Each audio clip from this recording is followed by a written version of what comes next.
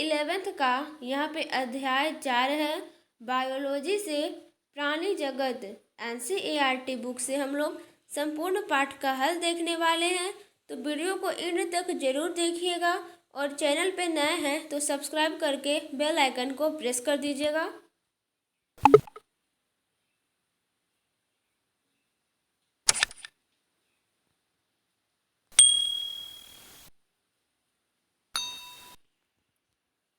तो देखिए आप लोग, हम लोग यहाँ पे आ चुके हैं।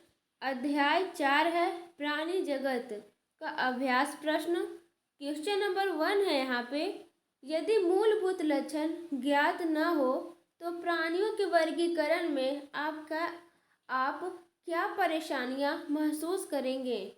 तो उत्तर हो जाएगा यहाँ पे, यदि मूलभूत लक्षणों के ज्ञात न होने पर प्रायः ऐसे जीव जिनका आपस में दूर दूर तक कोई संबंध नहीं होता एक ही समूह में वर्गीकृत हो जाते हैं।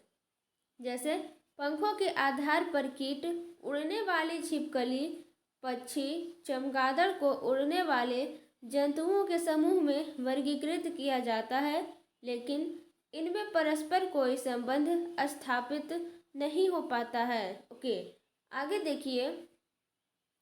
इसी प्रकार अनेक ऑर्थोपोडा, मोलस्का, जंतुओं, मछलियों, जल सर्प, व्हेल, डॉल्फिन आदि को जलीय जीवों के अंतर्गत वर्गीकृत करते हैं, जबकि उनमें परस्पर अनेक भिन्नताएं पाई जाती है। अतः आधुनिक समय में प्राणियों का वर्गीकरण उनके मूलभूत लक्षणों के आधार पर ही किया जाता है। अब देखिए यहाँ पे क्वेश्चन नंबर 2 आता है, यदि आपको एक नमूना यानी कि स्पेसिमेन दे दिया जाए तो वर्गीकरण हेतु आप क्या कदम अपनाएंगे। तो उत्तर हो जाएगा, किसी नमूने या स्पेसिमेन का वर्गीकरण करने के लिए हम उसके मुख्य लक्षणों का प्रेक्षण करेंगे। इसके पश्चात उसका वर्गीकरण निम्नलिखित मूलभूत लक्षणों के आधार पर करेंगे: कोशिका व्यवस्था, संगठन का स्तर, शारीरिक सममिति, प्रगुहा की प्रकृति, पाचन तंत्र, परिसंचरण तंत्र, श्वसन तंत्र, जनन तंत्र, पृष्ठरज्जु आदि। अब देखिए यहाँ पे क्वेश्चन नंबर 3 आता है, देह गुहा एवं प्रगुहा का अध्ययन प्राणियों के वर्गीकरण में किस प्रकार सहायक होता है।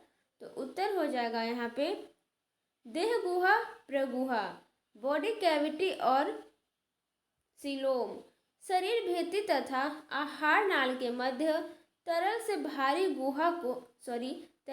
भरी हुई गुहा होती है उसे देह गुहा या प्रगुहा यानी कि सीलोम कहते हैं। यह भी भ्रूणीय परिवर्धन के समय मेसोडर्म से बनती है। देह गुहा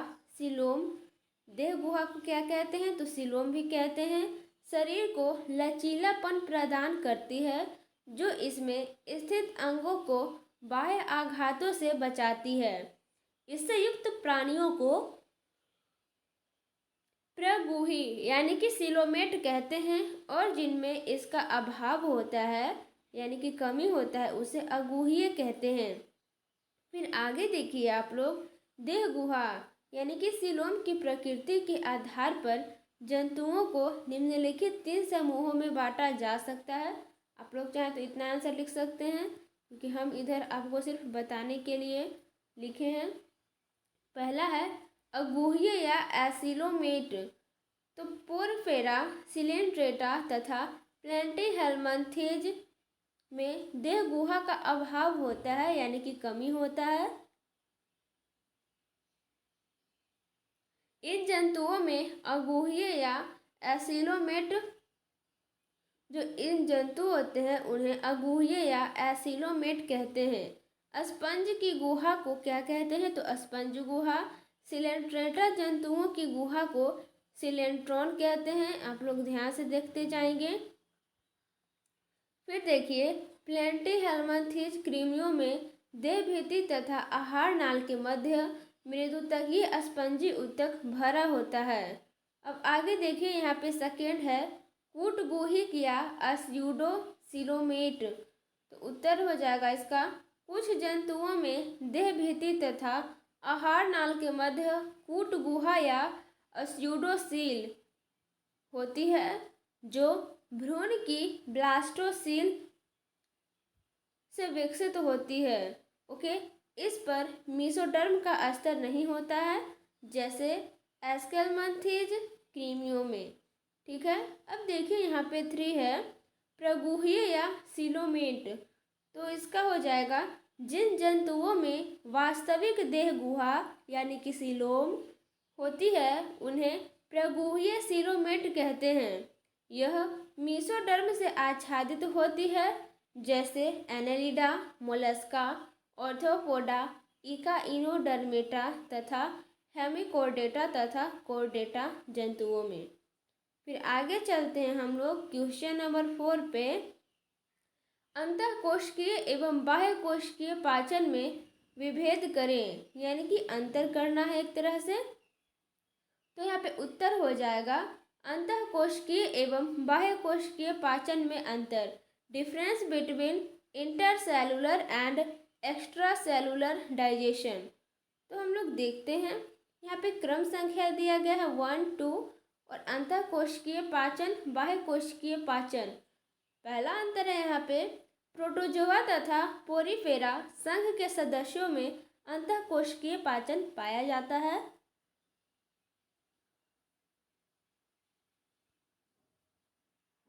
और बाह्य कोशिकीय पाचन में एस्केलमंथीज, एनेलिडा, मोलस्का, ऑर्थोपोडा, हेमिकोर्डेटा, कोर्डेटा आदि त्रिस्तरीय प्राणियों में बाह्य कोशिकीय पाचन होता है। आगे चलते हैं हम लोग, यहाँ पे 2 है, इसमें भोजन का पाचन कोशिका के अंदर भोजन रिक्तिकाओं में होता है, और बाह्य में इसमें भोजन का पाचन कोशिकाओं से बाहर आहार नाल में होता है, और पचे हुए भोजन का अवशोषण कोशिकाओं द्वारा होता है। अब देखिए यहाँ पे क्वेश्चन नंबर 5 आता है, प्रत्यक्ष तथा अप्रत्यक्ष परिवर्धन में क्या अंतर है।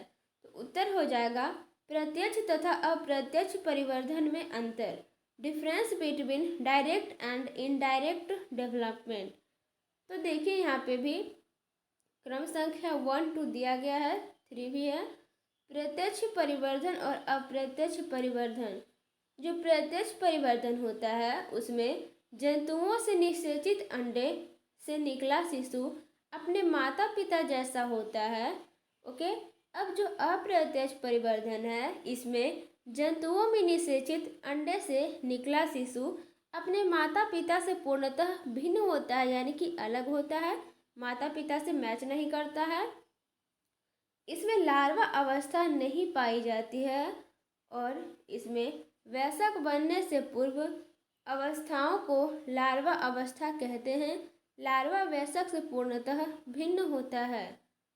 अब देखिए यहाँ पे 3 है, उदाहरण के लिए केचुआ, जोक, मछली, सर्प, पक्षी आदि, और इसमें उदाहरण है फीताकृमि, कॉकरोच, मेढक आदि। ओके, अब देखिए यहाँ पे क्वेश्चन नंबर 6 आता है, परजीवी प्लैंटीहेल्मिन्थेज के विशेष लक्षण बताएं। तो उत्तर हो जाएगा, परजीवी प्लैंटीहेल्मिन्थेज के विशेष लक्षण, पेस्ट्यूलर कैरेक्टर्स ऑफ पैरासिटिक प्लैंटीहेल्मिन्थेज। पहला यहाँ पे पॉइंट, शारीरिक संगठन उत्तक अंग स्तर का होता है। आगे, इनमें आसंजक अंग चूसक यानी कि हुक आदि पाए जाते हैं। आहार नाल अपूर्ण या अनुपस्थित होती है। ये पोषक पदार्थों का अवशोषण करते हैं। आगे है, जनन तंत्र जटिल होता है, अधिकतर द्विलिंगी होते हैं। कंकाल श्वसन और परिसंचरण तंत्र का अभाव यानी कि कमी होता है। अब देखिए यहाँ पे क्वेश्चन नंबर 7 आता है। यहाँ पे ऑर्थोपोडा प्राणी समूह का सबसे बड़ा वर्ग है। इस कथन के प्रमुख कारण बताइए। आप लोगों को पता होना चाहिए, ये जो ऑर्थोपोडा प्राणी है, ये पूरा विश्व का, पूरा वर्ल्ड का सबसे बड़ा संघ कहलाता है। तो इस कथन के प्रमुख कारण बताना है कि क्यों सबसे बड़ा संघ कहलाता है या वर्ग कहलाता है। ओके, तो देखिए यहाँ पे संघ ऑर्थोपोडा, फाइलम ऑर्थोपोडा, यह जंतु जगत का सबसे बड़ा संघ है। 2/3, इसे 2/3 पढ़ते हैं 2/3 को। जंतु प्रजातियां संघ ऑर्थोपोडा में आती है। इसके सदस्य सभी प्रकार की आवासों में पाए जाते हैं। ध्यान दीजिएगा कि क्यों सबसे ज़्यादा ऑर्थोपोडा को महत्व है, तो यहाँ पे साफ साफ लिखा हुआ है इसके सदस्य सभी प्रकार के आवासों में पाए जाते हैं, जैसे स्थल, जल, वायु, मृदा के नीचे, वृक्षों पर आदि। अन्य प्रमुख कारण निम्नलिखित हैं।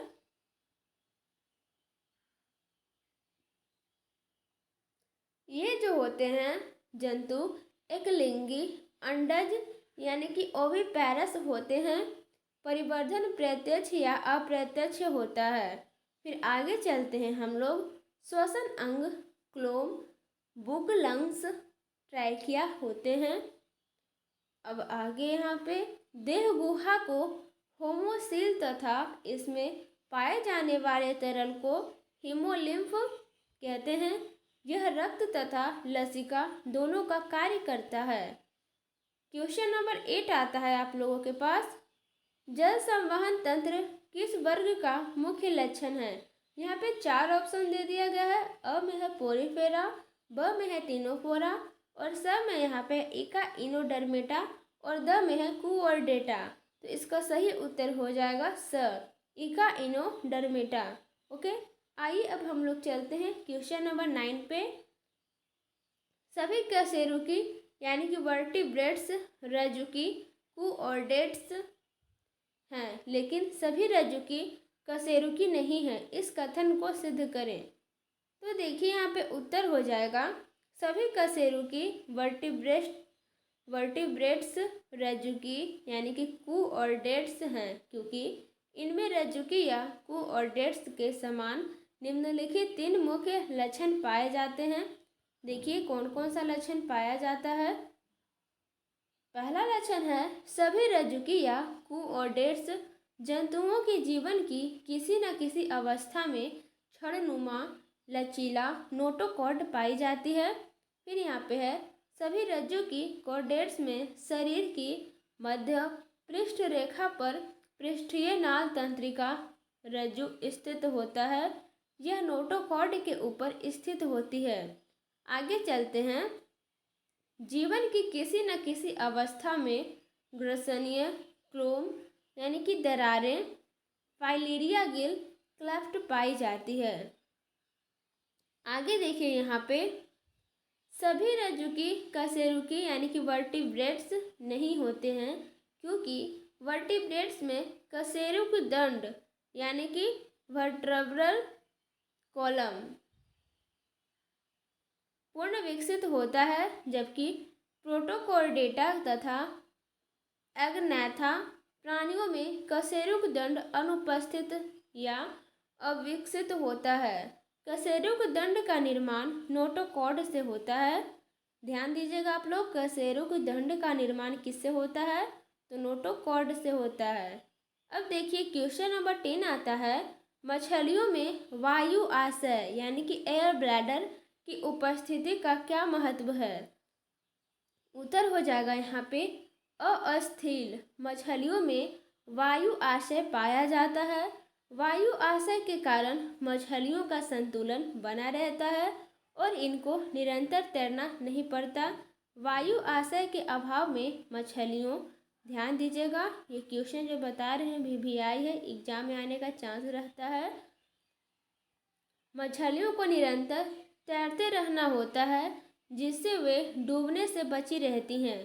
कुछ मछलियों में वायु आशय श्वसन में भी सहायता करती है। अगर आप लोग क्लास 11th का NCERT बुक नहीं पढ़े हैं तो ज़रूर रीडिंग दीजिएगा, क्योंकि बहुत ही इम्पॉर्टेंट हो जाता है बुक पढ़ना। आप बुक नहीं पढ़ोगे तो आपको समझ में नहीं आने वाला है और सिर्फ वीडियो देखने से नहीं आने वाला है। अगर आप लोग चाहें तो स्क्रीनशॉट लेके बना भी सकते हैं।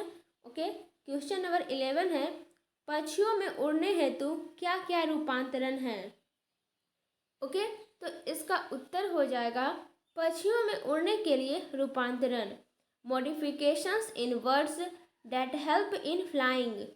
तो यहाँ पे हो जाएगा पक्षियों का शरीर धारा रेखित, सिर छोटा, गर्दन लचीली होती है, आपको पता होना चाहिए। और यहाँ पे है पक्षियों के अग्रपाद पंखों में रूपांतरित हो जाते हैं, पंख पर युक्त यानी कि फीदर्ड होते हैं, पंख उड़ने में सहायक होते हैं, पक्षी उड्डयन पेशियों यानी कि फ्लाइट मसल्स की क्रियाशीलता के कारण उड़ते हैं। ओके, आगे देखते हैं हम लोग। पूंछ उड़ते समय दिशा परिवर्तन में सहायक होती है। कहने का अभिप्राय, जो पक्षी की पूंछ होती है वो दिशा को निर्धारण करने में सहायक होती है। मतलब कि जैसे कि वो आकाश में उड़ते रहती है तो पूर्व की तरफ जाना है या पश्चिम की तरफ जाना है या उत्तर की तरफ या दक्षिण की तरफ, वो पूंछ दिशा का निर्धारण करती है पक्षियों में, ध्यान रखिएगा आप लोग। फिर है पक्षियों के फेफड़ों से वायु कोश जुड़े रहते हैं। ये श्वसन में सहायता करने के अतिरिक्त शरीर को हल्का रखकर उड़ने में सहायता करते हैं। जो पक्षियों के फेफड़े होते हैं उससे वायु कोश जुड़े रहते हैं तो उससे श्वसन तो होता ही है और साथ ही साथ शरीर को वो हल्का रखने में सहायता करती है, जिससे कि उसे उड़ने में आसानी होता है। फिर देखिए पक्षपाद पर सल्क पाए जाते हैं। पक्षपाद की नख युक्त उंगलियां वृक्षीय जीवन के अनुकूल होती है। जो उनके पीछे वाला पैर होता है उस पर सल्क पाए जाते हैं और पक्षपाद होता है उसमें नाखून तरह का कुछ रहता है थोड़ा थोड़ा, तो वो अंगुलियां रहती है और वृक्षीय जीवन के अनुकूल होती है। कहने का अभिप्राय, वृक्ष पर चढ़ने के लिए, ऊपर रहने के लिए वो अनुकूल होती है। अब देखिए यहाँ पे क्वेश्चन नंबर 12 है अंडजनक तथा जरायुज। यहाँ पे जान ले आप लोग जरायुज किसे कहते हैं। तो जो जीव बच्चे पैदा करते हैं तो उन्हें जरायुज कहते हैं। ओके, अंडजनक तथा जरायुज द्वारा उत्पन्न अंडे या बच्चे संख्या में बराबर होते हैं, यदि हाँ तो क्यों, यदि नहीं तो क्यों। तो यहाँ पे उत्तर हो जाएगा अंडजनक यानी कि ओविपेरस प्रायः अधिक संख्या में अंडे देते हैं, क्योंकि अंडे परभक्षी जंतुओं द्वारा आहार के रूप में खा लिए जाते हैं। आगे देखिए, अथवा विपरीत परिस्थितियों में अंडे नष्ट हो जाते हैं। जरायुज यानी कि विविपेरस पूर्ण विकसित शिशुओं को जन्म देते हैं।